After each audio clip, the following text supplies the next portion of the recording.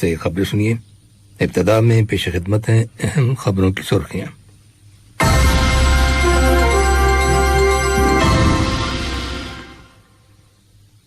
Doha میں افغانستان سے متعلق ہونے والے اجلاس میں اس امر کا اعادہ کیا گیا ہے کہ افغانستان کے بحران کو مذاکرات کے ذریعے حل کر کے وہاں دیر پا امن قائم کیا جا سکتا ہے۔ وزارت صحت نے اعلان کیا ہے کہ قطر میں لوگوں کو کووڈ-19 کی 1.5 ملین ڈوزز لگائی جا چکی ہیں اور کرونا وائرس کے مزید 1527 مریض صحتیاب ہو گئے ہیں۔ اقوام متحدہ کی سلامتی کونسل نے ایک بار پھر میانمار میں جمہوریت کی بحالی اور تمام سیاسی رہنماؤں کی رہائی کا مطالبہ کیا ہے۔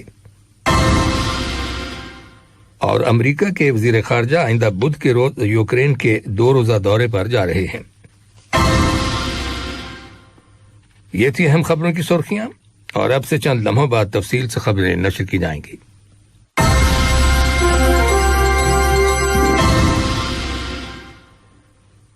لیجیے اب آپ تفصیل سے خبریں سنیے۔ دوحہ میں افغانستان کے اندر بحالی امن کے لیے ہونے والے اجلاس میں اس امر کا اعادہ کیا گیا ہے کہ افغانستان کے بحران کا فوجی حل ممکن نہیں اور اسے مذاکرات کے ذریعے ہی حل کر کے افغانستان میں دیر پا امن قائم کیا جا سکتا ہے۔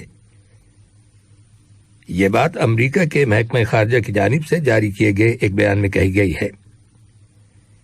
اجلاس میں امریکہ، چین، روس اور پاکستان کے نمائندوں نے شرکت کی۔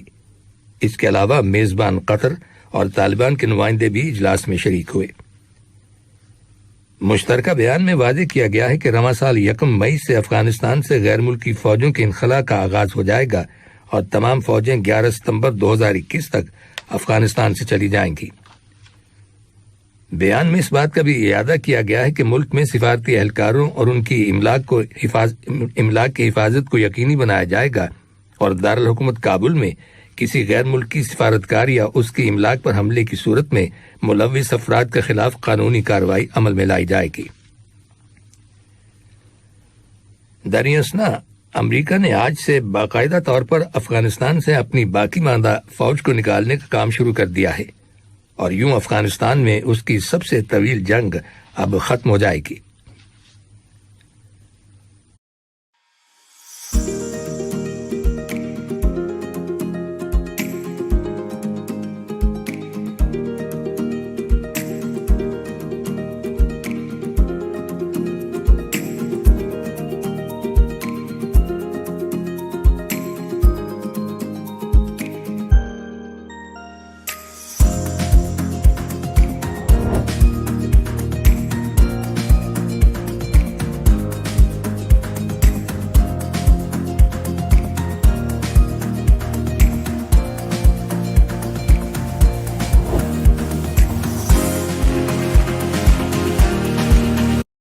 قطر کی قومی ایئر لائن قطر ایئر ویز نے اعلان کیا ہے کہ وہ بھارت میں کرونا وائرس کی دوسری لہر کا مقابلہ کرنے کے لیے عالمی سطح پر کی جانے والی امدادی کارروائیوں میں مدد دے گی۔ واضح ہے کہ کرونا وائرس کے آغاز ہی سے اس وبا کی روک تھام کے لیے قطر ایئر ویز عالمی سطح پر اپنی خدمات جاری رکھے ہوئے ہے۔ چنانچہ قطر ایئر ویز کا کہنا ہے کہ وہ دنیا کے مختلف ممالک کی جانب سے کرونا وائرس کا مقابلہ کرنے کے لیے بھارت کو بھیجی جانے والی امداد اور طبی ساز و سامان بغیر کسی معاوضے کے بھارت پہنچائے گی۔ قطر ایئر ویز اپنی پروازوں کے ذریعے مختلف ممالک سے تقریباً 300 ٹن وزنی امداد دوحہ میں کلیکٹ کرنے کے بعد اسے بھارت کے کرونا وائرس سے سب سے زیادہ متاثرہ علاقوں میں 3 کارگو طیاروں کے ذریعے براہ راست ڈیلیور کرے گی۔ پبلک ورکس اتھارٹی اشغال نے سلوا روڈ پر مڈ میک فلائی اوور اور انڈسٹریل ایریا کے فلائی اوور کو اپ گریڈ کرنے کا اعلان کیا ہے، جس کا مقصد اس علاقے میں ٹریفک کی آمد و رفت کو بہتر بنانا ہے۔ اشغال میں روڈ پروجیکٹس ڈپارٹمنٹ کے اسسٹنٹ ڈائریکٹر سالم الشاوی کا کہنا ہے کہ ان دونوں فلائی اوورز کے نیچے راؤنڈ اباؤٹس کو بند کرنے کے بعد ٹریفک سگنلز کو بھی اپ گریڈ کیا جائے گا۔ وزارت صحت نے اعلان کیا ہے کہ ملک کے اندر کرونا وائرس کی ویکسینیشن کے نیشنل پروگرام کے تحت گزشتہ 24 گھنٹوں کے دوران 30,000 افراد کو ویکسین لگائی گئی ہے۔ وزارت صحت نے کرونا وائرس کی دوسری ڈوز دیے جانے کے حوالے سے پالیسی تبدیل کرنے کا بھی اعلان کیا ہے اور کہا ہے کہ جن لوگوں نے ویکسین کا پہلا ڈوز کسی ہیلتھ سینٹر سے حاصل کیا ہے انہیں دوسرا ڈوز بھی اسی ہیلتھ سینٹر سے لگوانا ہوگا۔ چنانچہ الواکرا اور لوسیل میں قائم کیے گئے ڈرائیو تھرو سینٹرز میں دوسرا ڈوز ان افراد کو دیا جائے گا جنہوں نے پہلا ڈوز قطر نیشنل کورونا سینٹر سے لیا تھا۔ وزارت صحت کے مطابق قطر میں لوگوں کو اب تک کووڈ-19 کی 1.5 ملین ڈوزز لگائی جا چکی ہیں۔ دنی اسنا وزارت صحت نے کہا ہے کہ ملک کے اندر کرونا وائرس کے 650 نئے کیسز رجسٹر کیے گئے ہیں، جبکہ وائرس کے مزید 1527 مریض صحت یاب ہو گئے ہیں۔ وزارت نے کرونا کے 7 مریضوں کے انتقال کر جانے کی بھی تصدیق کی ہے۔ ادھر متعلقہ اتھارٹیز نے 339 اشخاص کو حراست میں لینے کے بعد انہیں پبلک پراسیکیوشن کے حوالے کر دیا ہے۔ ان لوگوں نے کرونا وائرس کی روک تھام کے سلسلے میں نافذ کی گئی احتیاطی پابندیوں کی خلاف ورزی کی تھی۔ بھارت میں کرونا وائرس کے مریضوں کے لیے مخصوص کیے گئے ہاسپٹل کے ایک وارڈ میں آگ لگ جانے سے 18 افراد کے ہلاک ہو جانے کی اطلاع ملی ہے۔ مرنے والوں میں 16 مریض اور عملے کے 2 افراد شامل ہیں۔ رپورٹس کے مطابق آگ گراؤنڈ فلور کے کووڈ-19 وارڈ میں لگی، جس پر 1 گھنٹے کے اندر قابو پا لیا گیا۔ ابتدائی تفتیش کے مطابق آگ بجلی کے شارٹ سرکٹ کی وجہ سے لگی۔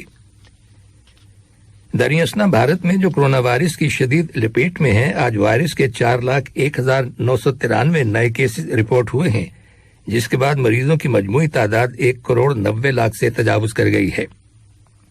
وہاں گزشتہ 24 گھنٹوں کے دوران وائرس کے مزید 3,523 مریض انتقال کر گئے ہیں، اور یوں مرنے والوں کی تعداد 2,11,853 ہو گئی ہے۔ بھارت میں کرونا وائرس کی غیر معمولی طور پر بگڑتی ہوئی صورتحال کے پیش نظر امریکی حکومت نے بھارت سے آنے والی پروازوں کو عارضی طور پر محدود کرنے کا فیصلہ کیا ہے، جس پر آئندہ منگل کے روز سے عمل ہوگا۔ اسی دوران میں کل جمعے کے دن سے امریکہ نے بھارت کو طبی امداد فراہم کرنے کا سلسلہ شروع کیا ہے۔ طبی امدادی سامان کی خصوصی پروازیں آئندہ ہفتے تک جاری رہیں گی۔ ایک اور خبر کے مطابق آسٹریلیا کے ریزیڈنٹس اور شہریوں کے جو اس وقت بھارت میں ہیں، آسٹریلیا میں داخلے پر پابندی لگا دی گئی ہے۔ اس پابندی پر رواں ماہ مئی کی 3 تاریخ سے عمل درآمد ہوگا۔ جو لوگ اس پابندی کی خلاف ورزی کریں گے انہیں جرمانہ کیا جائے گا اور جیل بھیج دیا جائے گا۔ اس بات کا اعلان آسٹریلوی حکومت نے رواں ہفتے کے شروع میں کیا تھا۔ یہ پہلا موقع ہے کہ آسٹریلیا میں اس کے بھارت سے آنے والے اپنے ہی شہریوں کے ملک میں داخلے پر پابندی لگا دی گئی ہے، اور اس کی خلاف ورزی کو کرمنل اوفینس قرار دیا گیا ہے۔ ঈদের শপিং করব দারাজ থেকে ঘরে বসে। ঈদ শপিং এর অলরাউন্ডার দারাজ। ঘরে থাকুন। یہ خبریں ریڈیو قطر سے نشر کی جا رہی ہیں۔ ترکی کے شہر استنبول میں آج 1 مئی کے مارچ میں کرونا وائرس متعلقہ کرفیو کے دوران ہنگامہ آرائی میں شریک 212 افراد کو حراست میں لے لیا گیا۔ حکومت کا کہنا ہے کہ یہ لوگ لاک ڈاؤن کی خلاف ورزی کرتے ہوئے غیر قانونی طور پر جمع ہوئے تھے اور پولیس کی جانب سے منتشر ہونے کی کال کو نظر انداز کرتے رہے۔ فلسطین کے صدر محمود عباس کے انتخابات کو ملتوی کیے جانے کے اعلان پر مختلف رد عمل کا اظہار کیا گیا ہے، اور یوں مختلف فلسطینی گروپوں کے مابین افہام و تفہیم کی کوششوں میں ایک مرتبہ پھر رکاوٹ پیدا ہو گئی ہے۔ حماس گروپ سمیت متعدد فلسطینی گروپوں نے صدر محمود عباس کے مذکورہ اعلان پر عدم اطمینان کا اظہار کیا ہے۔ حماس گروپ کے سیاسی شعبے کے نگران اسماعیل ہانیہ کا کہنا ہے کہ انتخابات کو ملتوی کیے جانے کی وجوہات تسلی بخش نہیں ہیں۔ سامعین، دوحہ اور اس کے نواحی علاقوں میں عشاء کی اذان کا وقت ہو گیا ہے۔ ایتھوپیا کی حکومت کی جانب سے دریائے نیل پر تعمیر کیے گئے ڈیم کا مسئلہ ابھی تک حل نہیں ہوا اور اس کے جلد حل ہونے کے آثار نظر نہیں آ رہے۔ ڈیم کے بحران میں شامل ممالک ایتھوپیا، سوڈان اور مصر اس کو حل کرنے میں ناکام رہے ہیں، اور اب مصر نے یہ مطالبہ کیا ہے کہ اس بحران کو اقوام متحدہ کے ذریعے حل کیا جائے۔ یاد رہے کہ ایتھوپیا کی حکومت اس ڈیم میں پانی بھرنے کے دوسرے مرحلے پر کام کرنا چاہتی ہے، لیکن مصر اور سوڈان کی حکومتوں نے اسے اس معاملے میں یک طرفہ کارروائی کرنے سے منع کیا ہے۔ اقوام متحدہ کی سلامتی کونسل نے ایک بار پھر میانمار میں جمہوریت کی بحالی اور منتخب رہنما آنگ سان سوچی سمیت تمام سیاسی رہنماؤں کی رہائی کا مطالبہ کیا ہے۔ سلامتی کونسل نے جنوب مشرقی ایشیائی ملکوں کی ایسوسی ایشن آسیان کے حالیہ سربراہی اجلاس میں منظور کی گئی اس قرارداد کی حمایت کی ہے جس میں میانمار کے اندر تشدد کے فوری خاتمے اور سول حکومت کی بحالی کا مطالبہ کیا گیا ہے۔ امریکہ کے وزیر خارجہ انٹونی بلنکن آئندہ بدھ کے روز یوکرین کے 2 روزہ دورے پر جا رہے ہیں، جہاں وہ ملک کے صدر، وزیر خارجہ اور دیگر اعلیٰ حکام اور یوکرین کی سول سوسائٹی کے ارکان کے ساتھ ملاقات کریں گے، جن میں روس کی اس علاقے میں بڑھتی ہوئی جارحیت کے تناظر میں یوکرین کی علاقائی سالمیت اور خود مختاری کے بارے میں تبادلہ خیال کیا جائے گا۔ حال ہی میں ماسکو حکومت کے اس اعلان کے بعد کہ وہ یوکرین کی سرحد سے اپنی فوجوں کو واپس بلا رہی ہے، امریکہ روس کی نقل و حرکت پر گہری نظر رکھے ہوئے ہے اور اس معاملے میں یوکرین سے قریبی رابطے میں ہے۔ آخر میں اہم خبروں کی سرخیاں ایک بار پھر سن لیجیے۔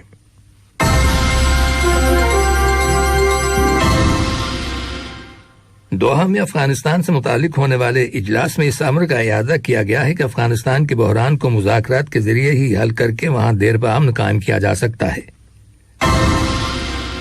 وزارت صحت نے اعلان کیا ہے کہ قطر میں لوگوں کو کووڈ-19 کی 1.5 ملین ڈوزز لگائی جا چکی ہیں اور کورونا وائرس کے مزید 1527 مریض صحت یاب ہو گئے ہیں۔ اقوام متحدہ کی سلامتی کونسل نے ایک بار پھر میانمار میں جمہوریت کی بحالی اور تمام سیاسی رہنماؤں کی رہائی کا مطالبہ کیا ہے، اور امریکہ کے وزیر خارجہ آئندہ بدھ کے روز یوکرین کے 2 روزہ دورے پر جا رہے ہیں۔